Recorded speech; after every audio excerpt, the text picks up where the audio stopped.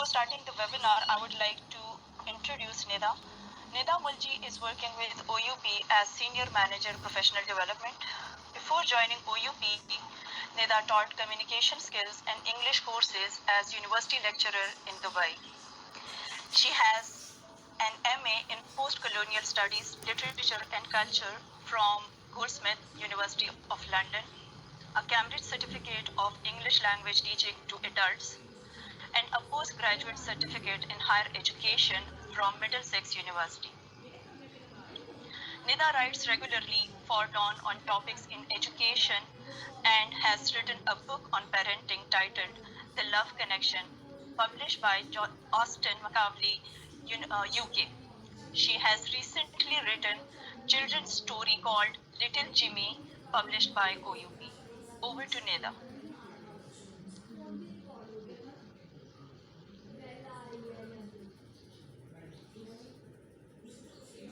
Thank you very much, Talia, for that introduction.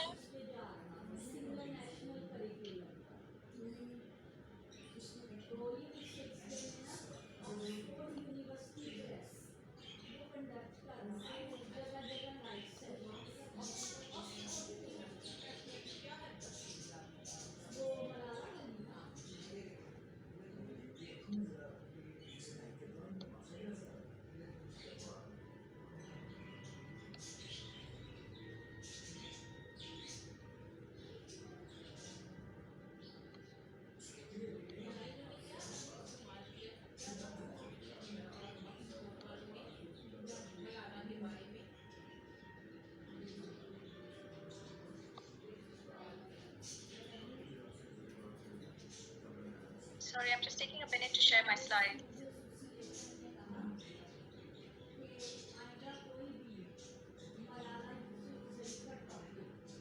There you go. Okay, thank you very much everyone for being here. Assalamu alaikum.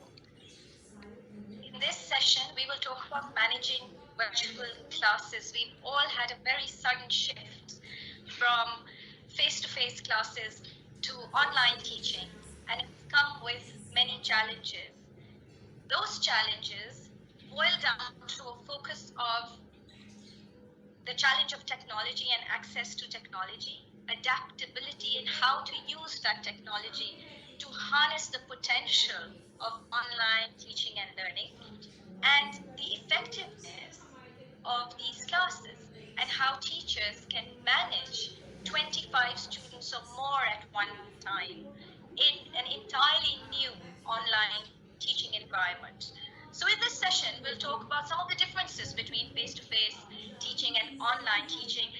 Sometimes we try to replicate the face-to-face classroom in online teaching, and that doesn't always work because the online learning environment is an entirely different ballgame. So I would like you to use the chat box, and please feel free to keep the chat box very, very busy throughout this session. I'd like you to think about some differences in your experience as a teacher between face-to-face teaching and online teaching. And if you could please put those down in the chat box as we go along, that would be great. We'll also talk about the benefits of online classes and exactly what value these hold for our students in an entirely new generation, where they're used to screens much more than we were, and they're more digitally savvy than we were in our generation.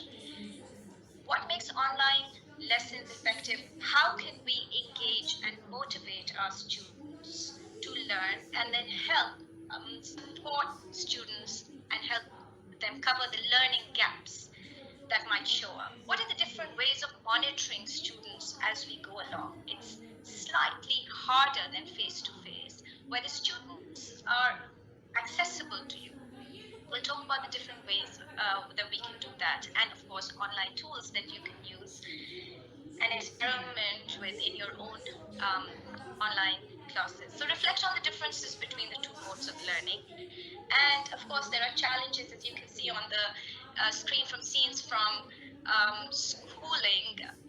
There will be students who will need help signing in. There will be students who will have a broken camera. There will be students who have people roaming around who will disturb their classes.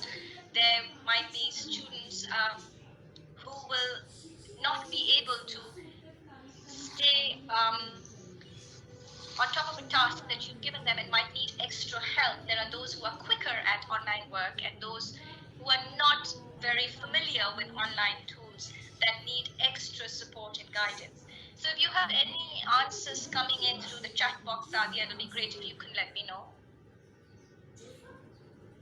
Neda, we don't have the answers yet because I think the participants cannot see the screen, they cannot see the slides. I have informed Dosia, maybe she will sort it out.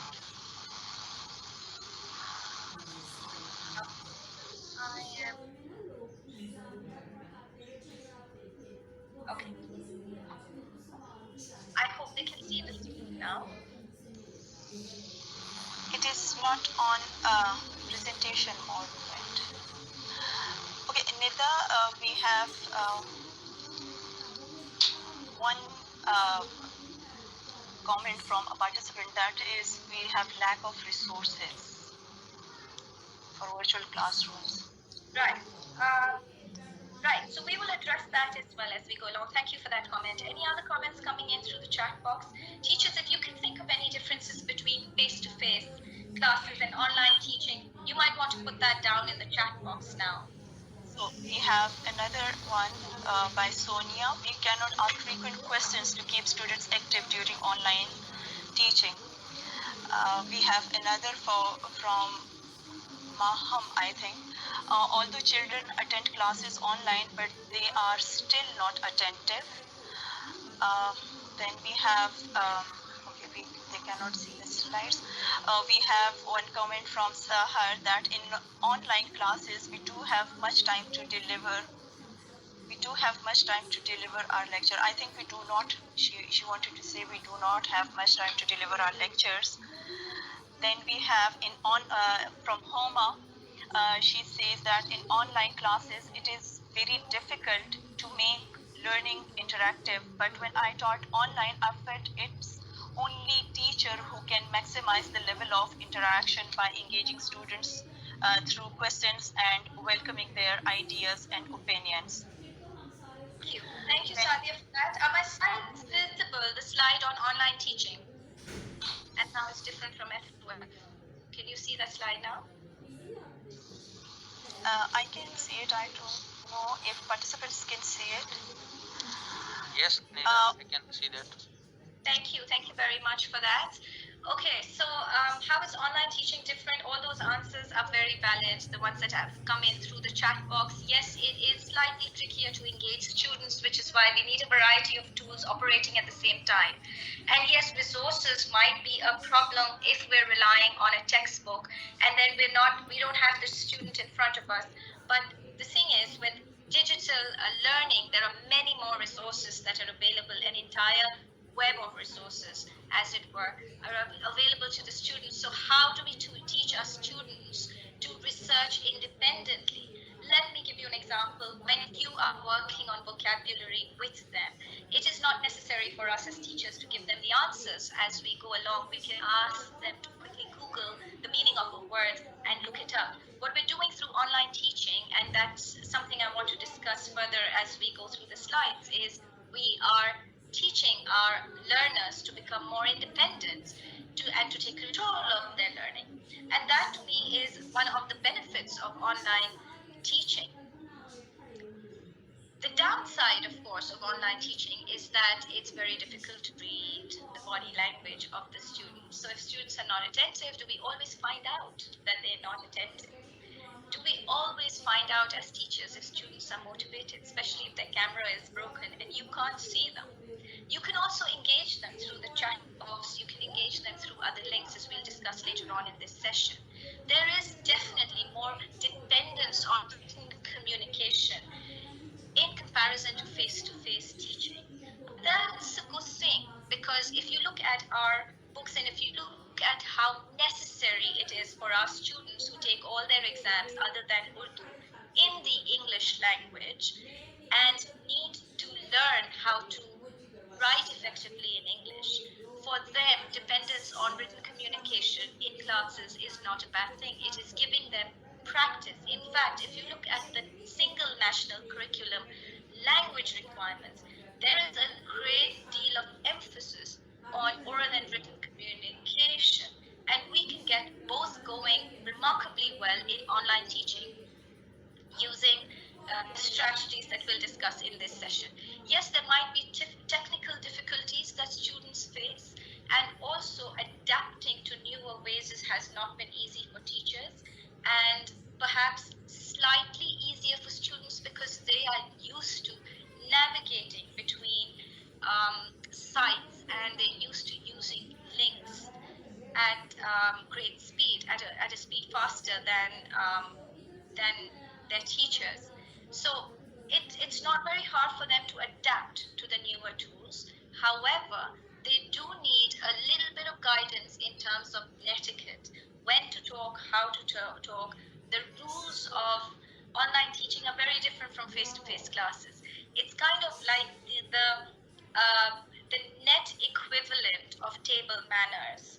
It's called netiquette, and students do need a bit of exposure to the rules of online learning to understand when to engage and how to engage.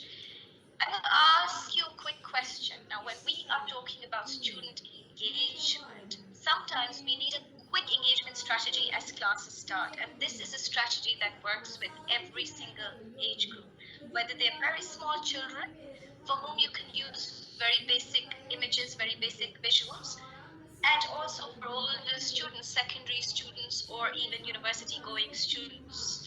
So if you put something on the screen, something a little bit esoteric, something a little bit puzzling, you can ask them right away, what do you see on the screen? And have them put in their guesses in the chat box or unmute themselves and give you their guesses. What that does is it gives you an instant focus on what is going on the screen. So if students are busy elsewhere, they will leave everything and try and make a guess about what they see. So I'm going to ask you to do the same thing. What do you see on the screen? If you could please put your answers in the chat box.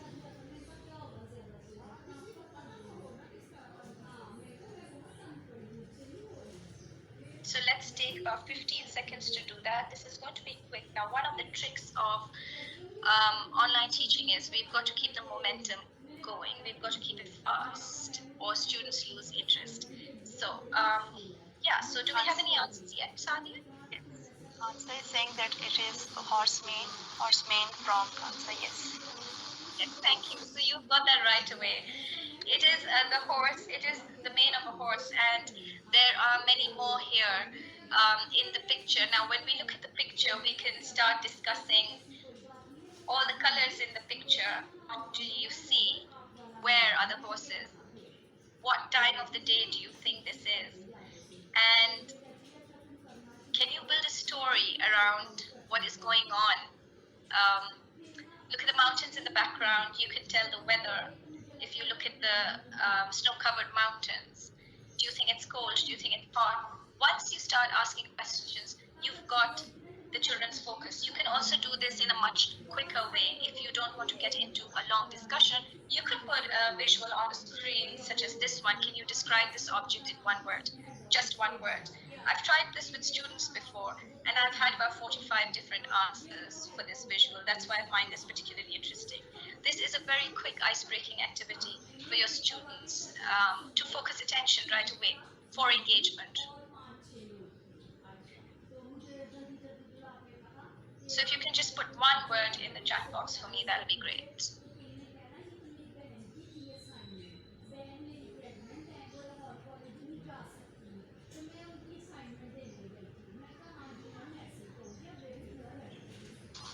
The words I'm getting is like black and green, horse, classes, a horse, self-reliance, phone's eye, makeshift lamp. Still getting. Okay, then we have technology, bulb, and luminous, the lighting device, light robot, courage, electricity. Thank you. I'm going to move on from here, but the point is that if you have 50 different students in the class, you will get 50 different answers. Everyone sees a picture differently, and everyone's answer is as valid as the other person's because of a difference in perspective. But again, visuals can make very quick icebreakers. What's in a question? Why are questions important? Because in online teaching, we try to minimize talk time and give the reins to the students to take control of their learning. The questions that you ask can make a significant difference in your students' ability to produce ideas. Are your questions clear? Are your questions to the point? And are your questions short? Because if we ask them long and complicated questions, students don't always want to focus attention on the question itself. And if they get muddled up about what you're actually asking, they might not engage at all. So instead of asking, for example, just to give you an example, what do you think this character is feeling? They might not be able to put themselves in the shoes of a character.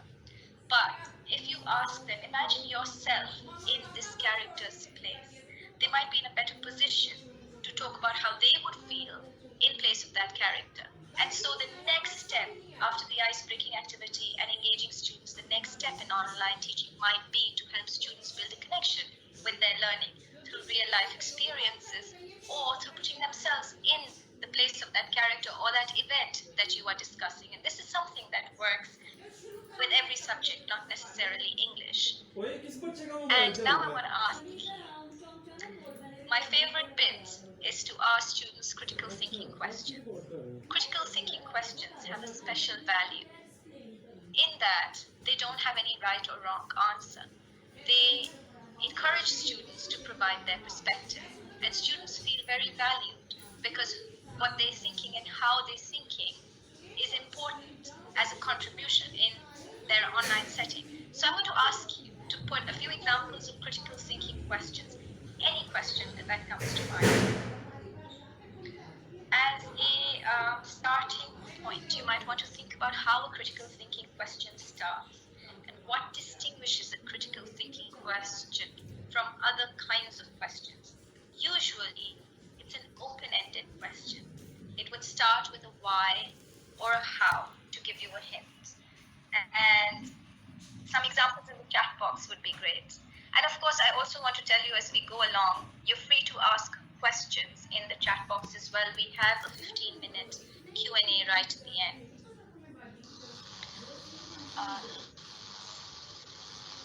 Nida, we have a question here. How can we cater differentiated tasks in our virtual classrooms?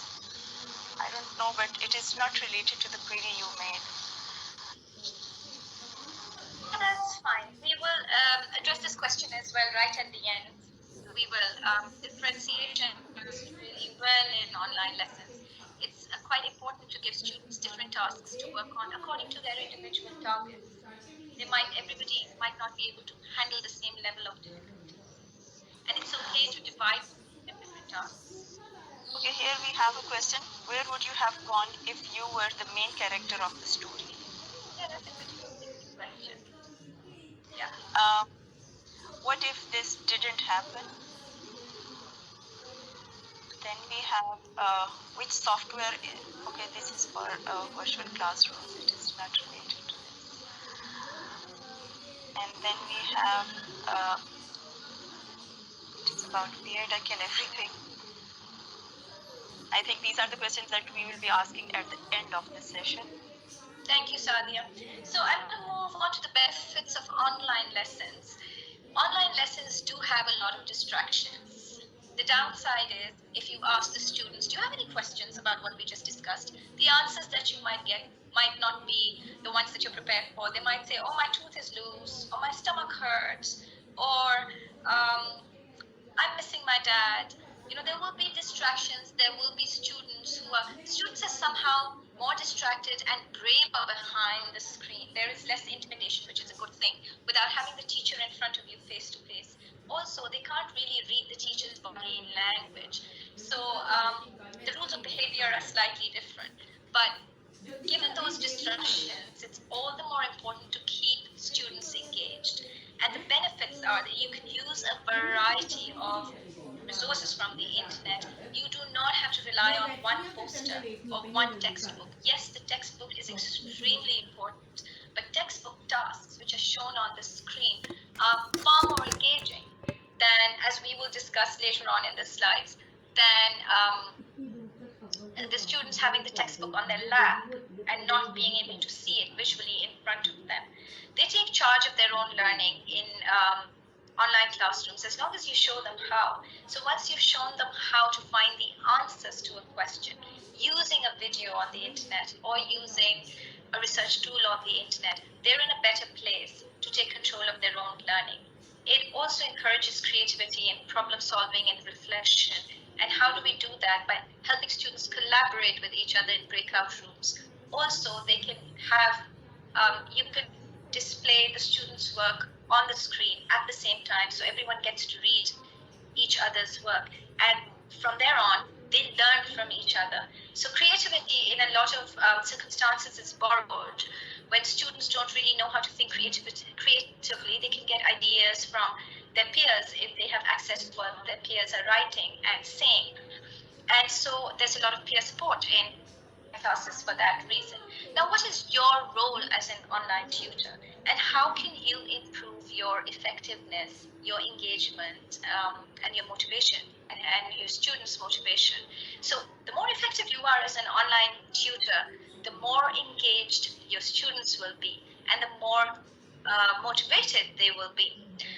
What that means is that we've got to give them lots and lots of opportunity for exploration and discovery through the use of the questions technique, the critical questions technique, using a variety of online tools and not restricting ourselves to the chat box, and also finding quick and effective ways of getting them back when they're distracted. So some of the ways in which we can get them back when they're distracted and help them effectively improve their work is through classroom games.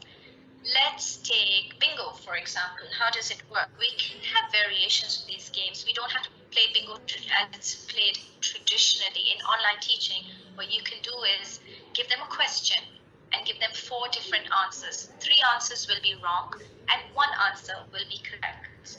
The student who catches the correct answer and says bingo in time before the others gets a point. And so you can make this game competitive as well. The students enjoy it quite a lot and then learn the correct answers along the way. This is especially useful in subjects where there are right and wrong answers, such as history, dates, or geographical facts. And then you've got laddering, which works really well in story writing, where you begin a story on something like Padlet with one student who supplies the first 2 or 3 sentences for that story. And then the second one continues it, and the third one continues it. And then you've got the story building up as you go along, with everyone contributing their part in it. So they're building a story together on the screen. And they can use a shared Google Doc to write together as well. Then you've got word hunt. And word hunt is especially useful in consolidating vocabulary. So if you've got something like what you see on the screen, a string of letters, and you ask the students to make words from the letters that they see on the screen, they can also create strange and silly long sentences with the words that they've come up with. You could also make it slightly harder by telling them that they're only allowed to make words that are 5 letters and above, or 4 letters and above. You will not accept words that are just 3-letter words, like die, T-I-E, not acceptable. So you can make this game slightly harder.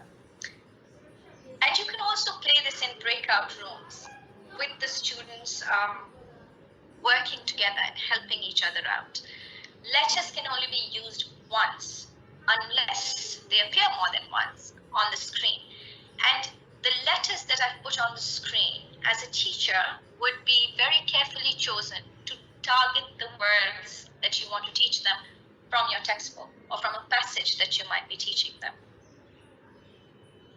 How do we make our online teaching effective? how do we make the best use of the time that we have with the students online? One way of doing it is to minimize talk time. Now, this is the antithesis of what we've been doing in face-to-face classrooms. But you see, together we can change the landscape of education if we use online teaching to get the most out of our teaching and the students' learning.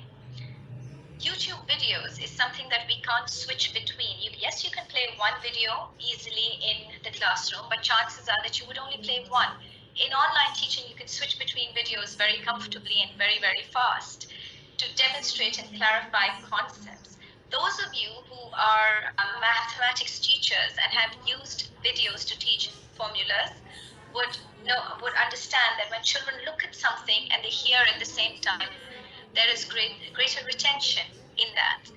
You can also teach story writing through videos that you play for children to understand, visualize the characters, understand the story, and be able to analyze what they see in front of them. And then when we engage and motivate students, what does that really mean? One way of doing it is to use the question formulation technique. How this works is, instead of the teacher asking questions, the teacher minimizes his or her talk time, and students ask questions instead based on what they see in front of them. And then we have the KWHL technique that we'll discuss in a minute. Assessment for learning, AFL, is really important in online lessons where teachers don't have too much contact time with the students. And so quick quizzes on the screen, polls using something like Kahoot, or short answers on a padded link working on Google Docs will show you instantly where your student is in his or her progress. Visual prompts work brilliantly in an inquiry-based approach to learning, where brainstorming is important, especially important in learning English, and exploration and discovery in just about any subject. It works in just about any subject. How do we use the 5 W's to teach facts and figures effectively, or even analytical skills? How do we use a connection with learning to help students better understand what they're reading? And how do we use interactive tools? Well, one way of doing it, one very powerful visual prompt, is the use of videos. And when we use videos in virtual classes to demonstrate, let's say, a science experiment, you might not be able to be in a science lab physically with the children, but you can do a demonstration using a video. That's one way of using visual prompts successfully in online teaching. Or we can frame a story based on what they see. So you can show them a movie clip and keep the video off. So they watch it, they watch with concentration, and then they try and decipher what is going on and whether they can understand how the story is progressing without listening to the course of events.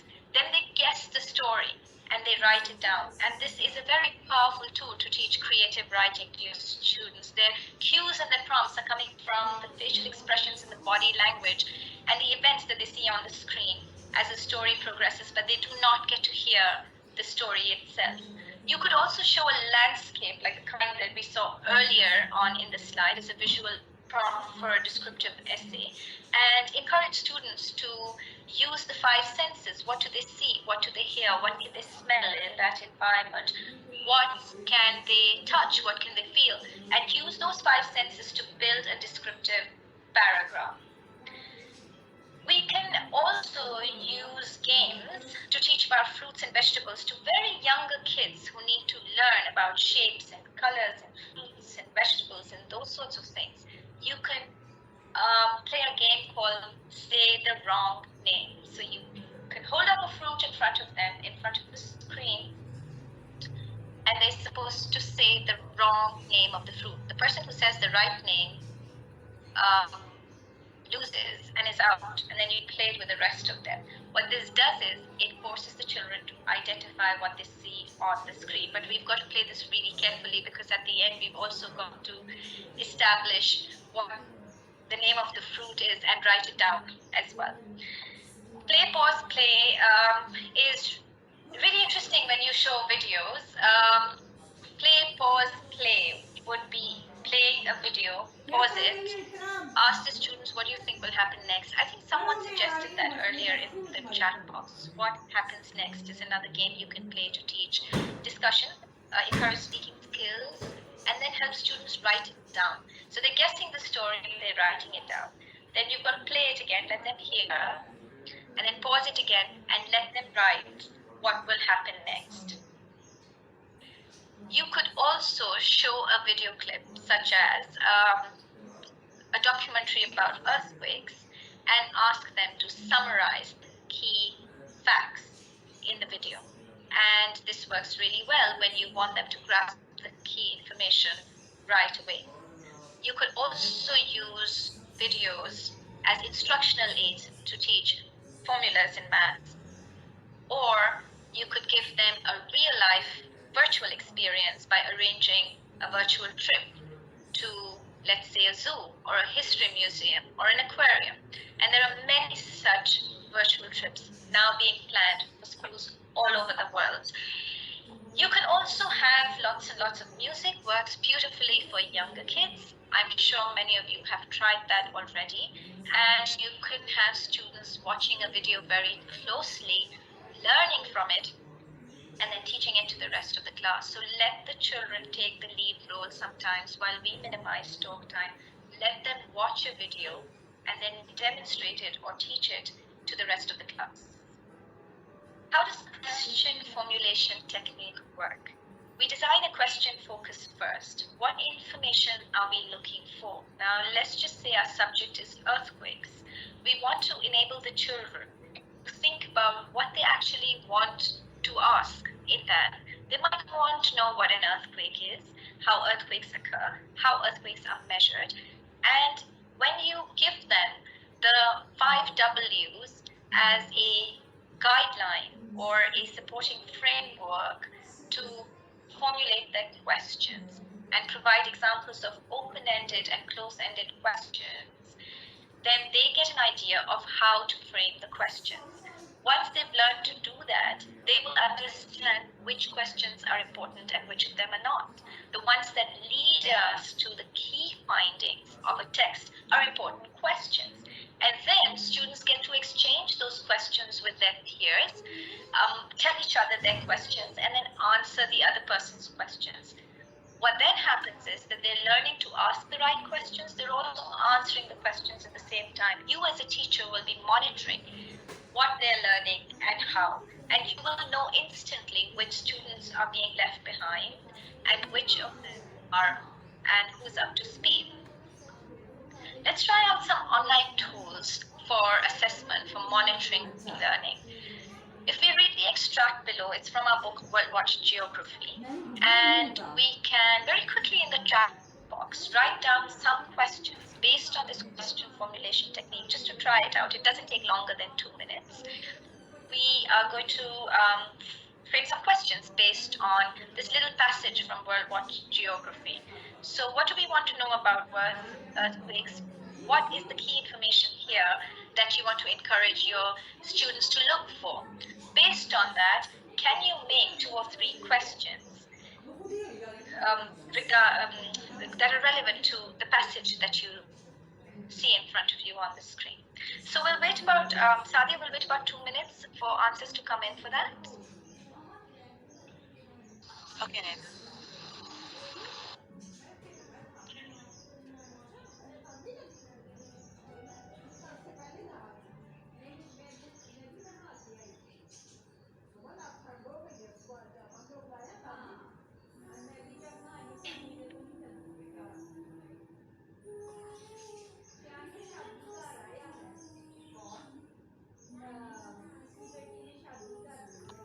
Neda, we have a question. What is an earthquake? What are the useful okay, this is for you at the end of the session. Okay, so we have just one question, that is, what is an earthquake? Okay, let me try. Yeah, go ahead. When earthquake happens, what happens? What makes earthquake happen? I think. What causes the earthquakes? Why do earthquake happen? What about contingency plan for earthquakes or any such natural disasters? Then we have mostly the question is that why these earthquake happens or why they take place. Thank you very much. So those are all very valid questions, and they can cover most of the key information in the passage if you encourage your students to come up with questions and then encourage them to answer each other's questions. Using KW, I'd like to move on to using KWLH now. And this particularly helps you with monitoring and assessment in online classes. What is KWLH? Some of you may be familiar with KWL and perhaps not the H, but or maybe you've used it in your classes before, and I'd really like to hear how you've used it. If you could put that down in your chat box, if you've got some experience using this. The K stands for helping students recall what they know about the subject. So let's go back to the earthquakes.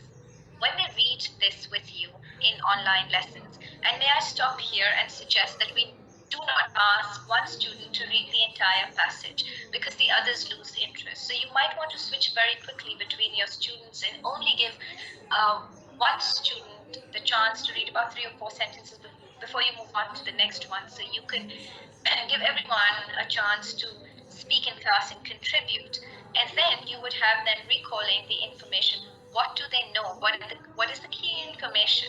Can you recall what you've read about the earthquakes? And if they can't recall, then they might want to jot down what they want to learn. Now, after you've read that extract, I'm sure you know, you're thinking in your mind, I want to know why earthquakes happen and why earthquakes happen in some parts of the world and not in other parts of the world. And what is it that, how do we measure an earthquake? How does magnitude relate to the damage an earthquake causes? Those are all questions you might want to explore to find out more about earthquakes.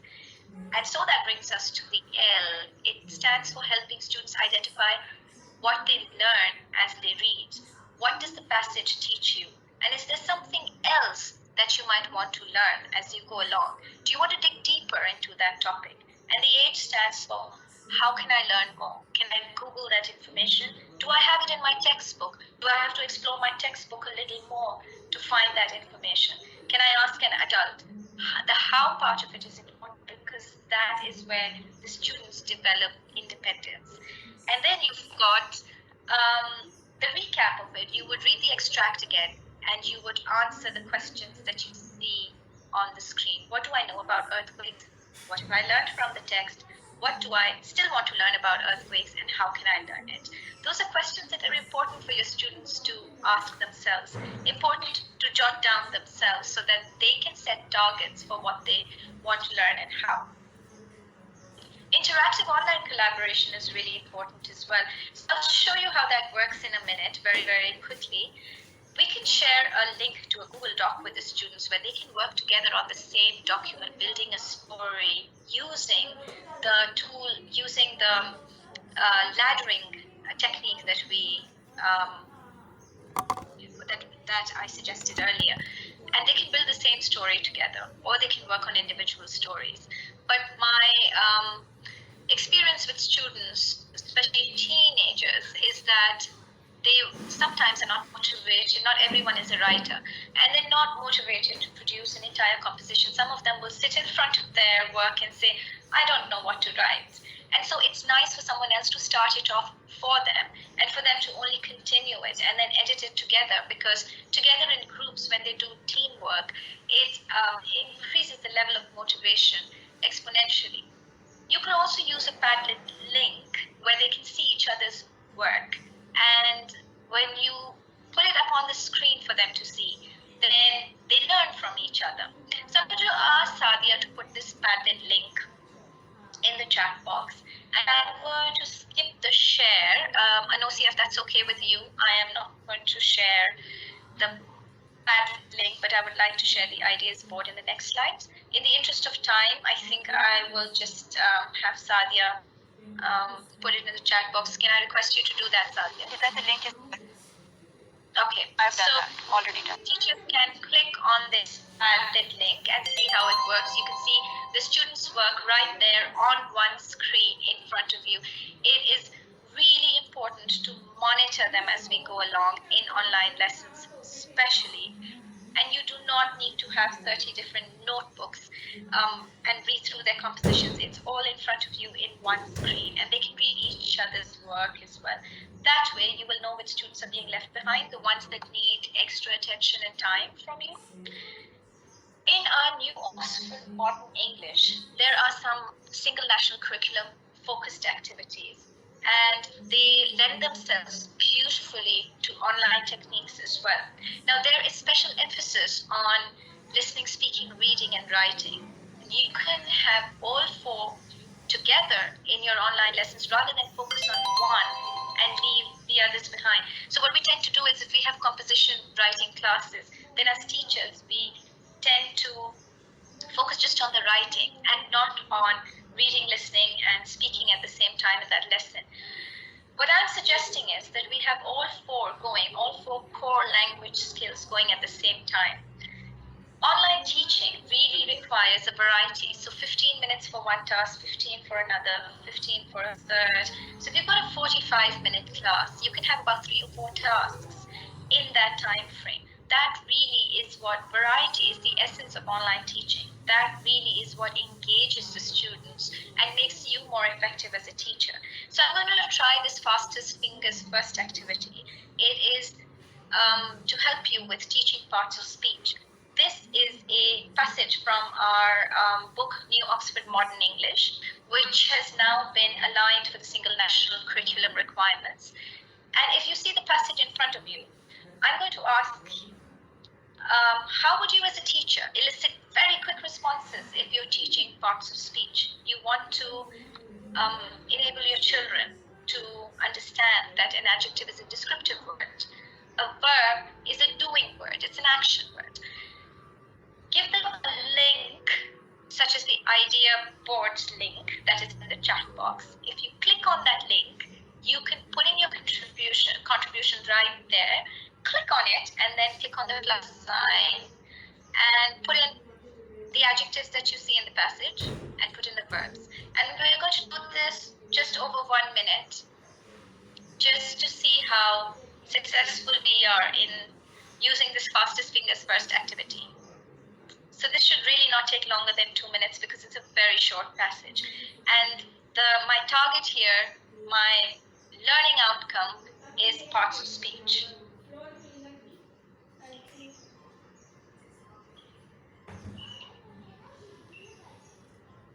And Osi, I'm going to switch to your share as soon as,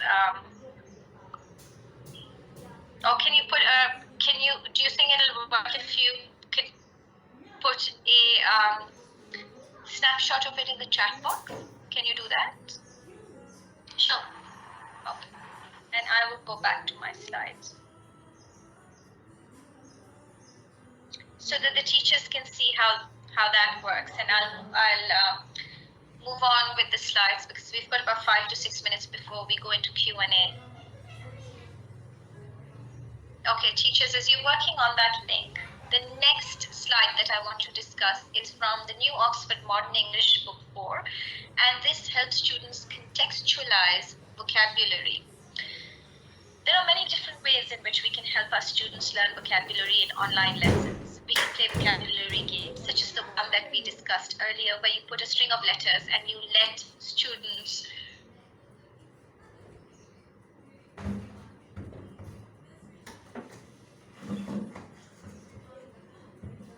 make up as many words as they can, come up with as many words as they can using the letters on the screen. Now that is a fun game, and it also sort of fosters healthy competition between the students. But there is some pre-work involved. So students might not know all the words that you see in the words to know box, and you might want to familiarize them with the words. How can you do that?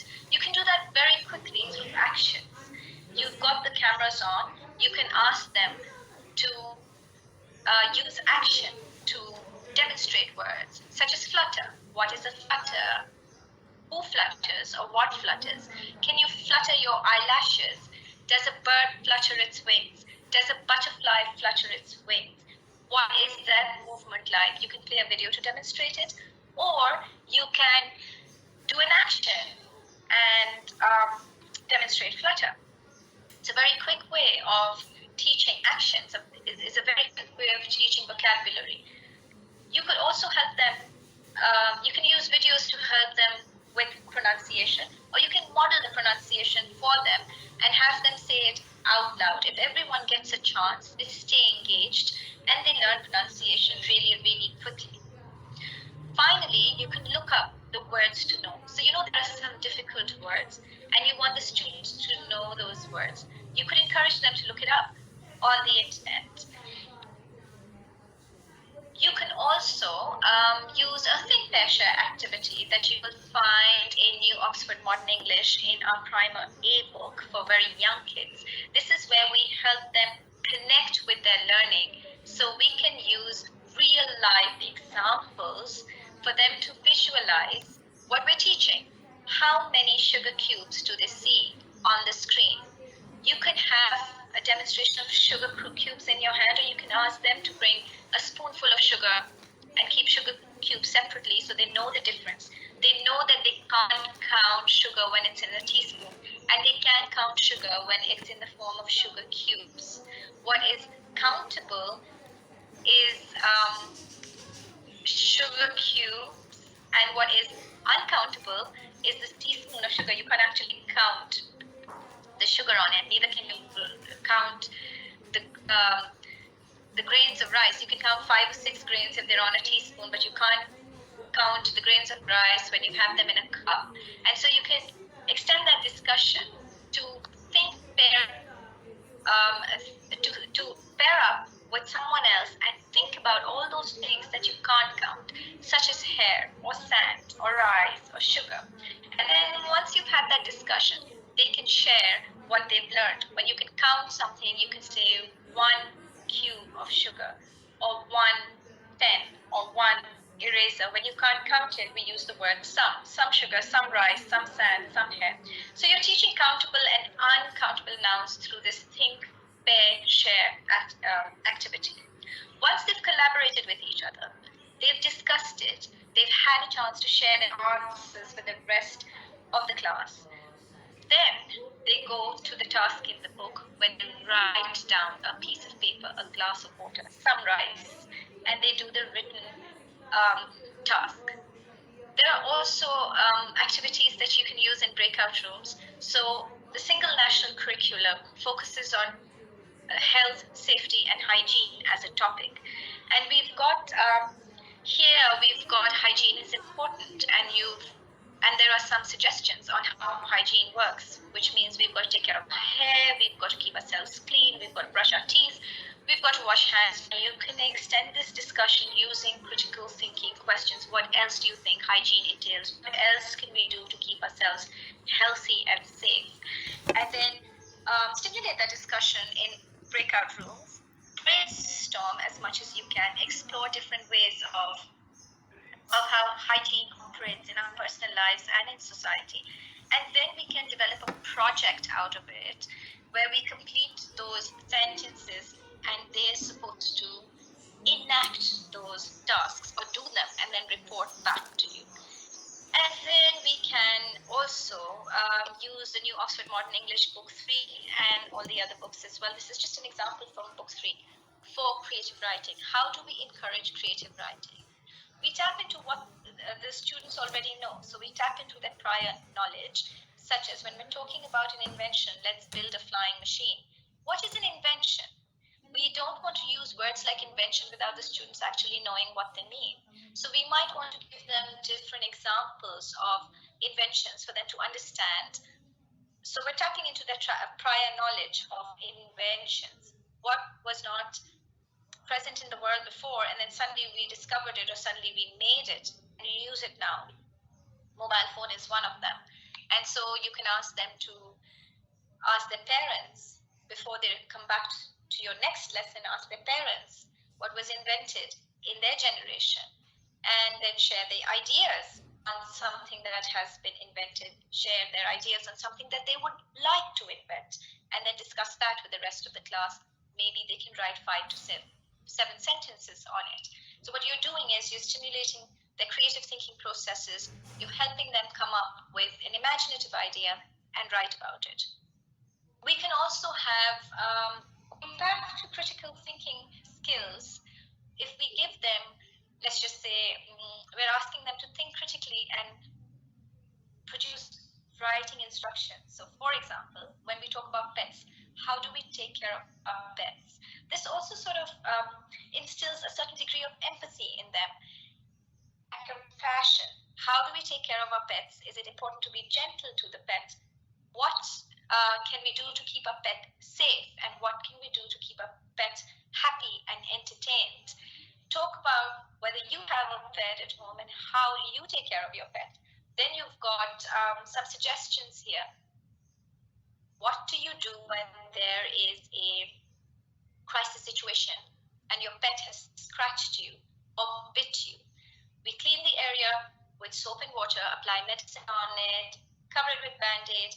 It still hurts. If it still hurts, you go to the doctor. What else can you do if your pet scratches you or bites you? Now you're stimulating critical thinking skills, or rather problem-solving skills, and there'll be different answers that will come your way. Through that, you're encouraging speaking skills, and then you would ask them to write down instructions on what they would do, write down instructions for someone else, or what they should do if their pet scratches or bites them. Now, I'm going to stop here. That's all from me. I hope that was useful for all of you. I'm going to stop here for about 8 minutes of Q&A. If you have any questions, if you can please put them down in the chat box, I'd be happy to answer them. My apologies for the phone ringing in the background. Okay, Nida, thank you so much for the wonderful session. We have many questions here. Let me start.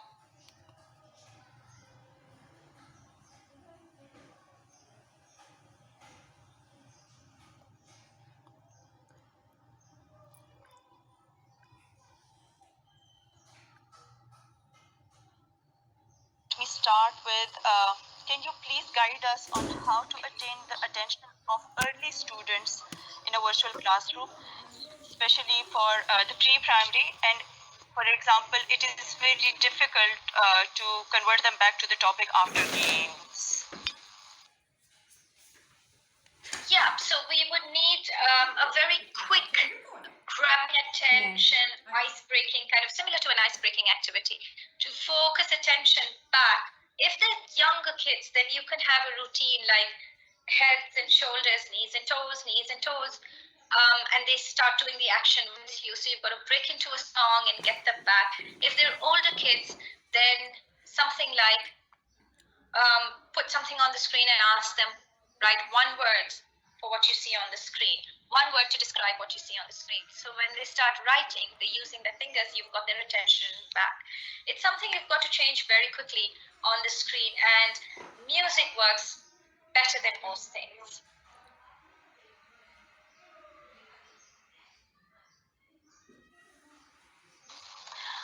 Okay, thank you, Nida. We have another question from Lubna Jafar Ali. How can we ensure transparency in online assessments, quizzes, and tests? Okay, yeah, so that is a tricky question. I've been asked that many times before, and this question was asked in our first webinar as well with Ian Riley. I think it's really about building trust. Sorry, I'm going to have to just put the phone off the hook and be back.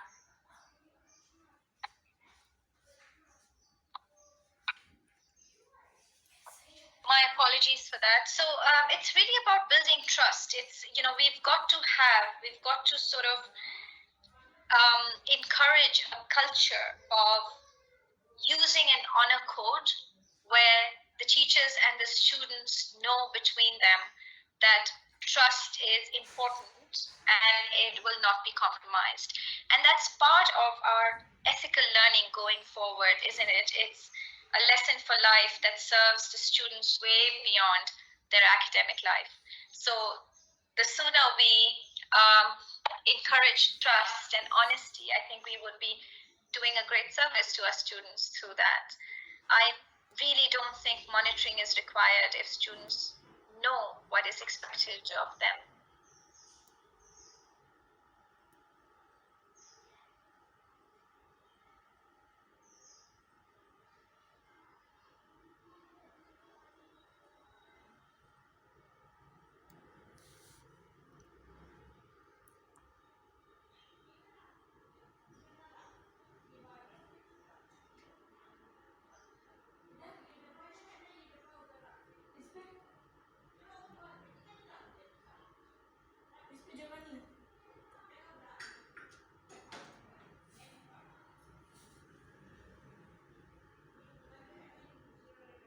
Laying down expectations is important.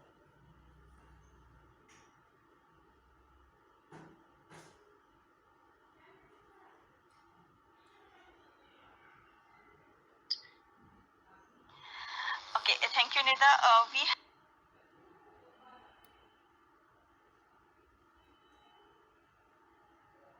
have a comment from Iram that we have used all these techniques in our online classes that you have just told them, but when they return to the actual physical